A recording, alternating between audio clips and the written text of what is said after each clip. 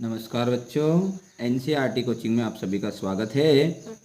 आज के हम इस वीडियो में औषधि उद्यान विधि के बारे में जानेंगे और हम इस वीडियो में जानेंगे कि औषधि उद्यान विधि के अंतर्गत भारत में कौन कौन सी फसलें उगाई जाती है। चलिए वीडियो स्टार्ट करने से पहले हम औषधि उद्यान विधि के कुछ महत्वपूर्ण बिंदुओं के बारे में जानते हैं। उसके बाद हम देखेंगे कि एमपी बोर्ड में ये प्रश्न आपसे किस तरह पूछा जाता है।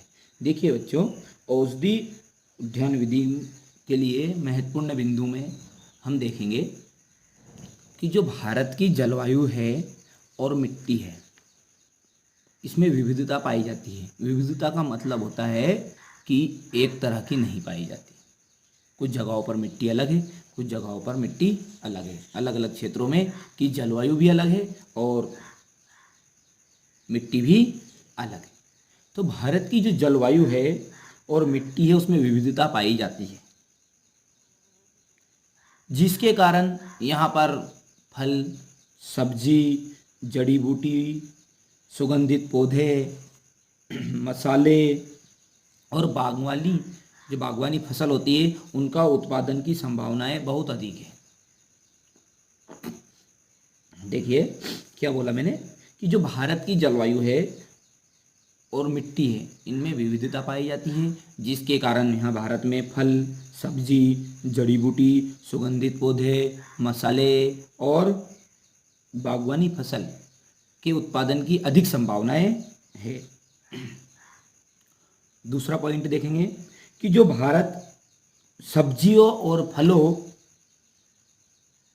का दूसरा सबसे बड़ा उत्पादक देश बन गया है। तो आपसे सही विकल्प में पूछा भी जा सकता है ये कि भारत सब्जियों के स्थान में कौन सा देश है। भारत का दूसरा स्थान है। तो भारत सब्जियों एवं फलों का दूसरा सबसे बड़ा उत्पादक देश है। तीसरी चीज हमारी यहाँ पर कि विश्व का उत्पादन का 10% फल भारत में उगाया जाता है। यदि भारत मान लिया जाए कि पूरे फल को मान लिया जाए 100 है फल और 100 में से 10 फल कहाँ उगाए जाते हैं? भारत में। तो हम बोलेंगे कि विश्व उत्पादन का 10% फल कहाँ उगाए जाते हैं? भारत में उगाए जाते हैं। और 13.28% सब्जियों का उत्पादन भारत में होता है। देखिए बच्चों, ये थोड़ी सी इसके बारे में जानकारी थी। अब आइए हम देखते हैं इसका प्रश्न आपका एमपी बोर्ड में किस तरह से पूछा जाता है। तो बच्चों, ये रहा आपका प्रश्न कि औषधि उद्यान विधि के अंतर्गत कौन कौन सी फसलों का उत्पादन कर पाना संभव है। औषधि उद्यान विधि के अंतर्गत कौन कौन सी फसलों का उत्पादन कर पाना संभव है। तो हम लिखेंगे इसका आंसर में कि औषधि उद्यान विधि के अंतर्गत निम्न फसलों का उत्पादन कर पाना संभव है। आप हेडिंग के हिसाब से आंसर की लाइन सेट कर लीजिए कि औषधि उद्यान विधि के अंतर्गत निम्नलिखित फसलों का उत्पादन कर पाना संभव है। नंबर 1 है फल, नंबर 2 है फूल, नंबर 3 है सब्जियां, नंबर 4 है मसाले। क्या क्या है? नंबर 1 फल, दूसरा फूल, तीसरा सब्जियां और चौथा है मसाले। अब फल में लिख देना आप कि भारत में औषधि उद्यान विधि के अंतर्गत, अब फल के नाम बता दीजिए। आम, केला, अनार आदि फलों का उत्पादन किया जाता है। अब इसके अलावा आप लिख भी सकते हैं, ऐसा नहीं कि तीनों नाम हैं। अखरोट लिख सकते हैं, बादाम लिख सकते हैं, नाशपाती लिख सकते हैं, आंवला लिख सकते हैं, अंजीर लिख सकते हैं। अब 2-3 नाम लिख देना और आदि करके लिख देना। फल में क्या लिखेंगे? भारत में औषधि उद्यान विधि के अंतर्गत आम, केला, अनार आदि फलों का उत्पादन किया जाता है। बड़ा सिंपल है। अब दूसरा जाएगा आपका फूल। भारत में गुलाब, गेंदा, चमेली आदि फूलों को उगाया जाता है। और अन्य जो भी फूल है, आप जिन जिन फूलों के नाम जानते हैं उन फूलों के नाम भी लिख सकते हैं। भारत में गुलाब, गेंदा और चमेली आदि के फूल उगाए जाते हैं। सब्जियां। भारत में सब्जियों के नाम लिख दीजिए। आलू, टमाटर, पालक आदि का उत्पादन किया जाता है। और पत्ता गोभी लिख सकते हैं, खीरा भी लिख सकते हैं। जो आप मेरे समझ रहे हैं, आप मेरे को बात को कि आप मन चाहे जो आपके हिसाब से लिख सकते हैं। तो 3 पॉइंट हो गए आपके। क्या है पहला पॉइंट? फल। भारत में औषधि उद्यान विधि के अंतर्गत आम, केला, अनार आदि फलों का उत्पादन किया जाता है। फूल।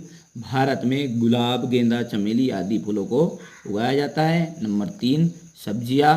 भारत में आलू, टमाटर, पालक आदि का उत्पादन किया जाता है। और नंबर 4 है आपका मसाले। भारत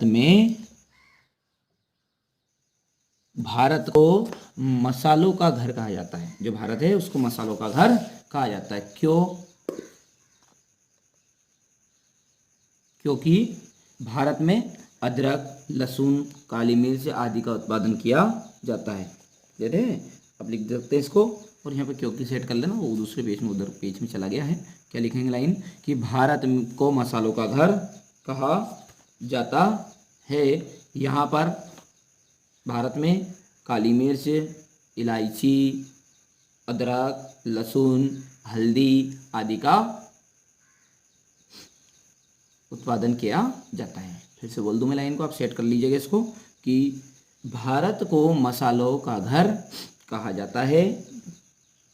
भारत में अदरक, लहसुन, काली मिर्च, हल्दी आदि का उत्पादन किया जाता है। देखिए जो लहसुन जो है एक मसाले के अंतर्गत आता है, ये बात आप ध्यान रखना। चलिए आगे देखते हैं। 5वां है सुगंधित पौधे। सुगंधित पौधे। भारत में अनेक प्रकार के सुगंधित पौधे उगाए जाते हैं। बच्चों आप इस प्रश्न को लिख लेना पीछे वीडियो करके और अच्छे से कंप्लीट कर लीजिएगा। और इसकी छोटी छोटी बातों पर ध्यान रखिएगा प्रश्न की, कि भारत को मसालों का घर कहा जाता है, सत्य है सत्य है। तो ये छोटी छोटी बातें आपकी परीक्षा में आती है। चलिए बच्चों, मैंने छोटा सा प्रयास किया आपको याद करवाने का। यदि आपको वीडियो अच्छा लगता है तो आप अपने दूसरे दोस्तों के साथ भी हमारे यूट्यूब चैनल के साथ उन्हें जोड़िए, ताकि उन्हें भी इसका लाभ मिल सके। तो बच्चों मिलते हैं अगले वीडियो में। जब तक आप इस प्रश्न को अच्छे से लिख लीजिएगा और कंप्लीट कर लीजिएगा।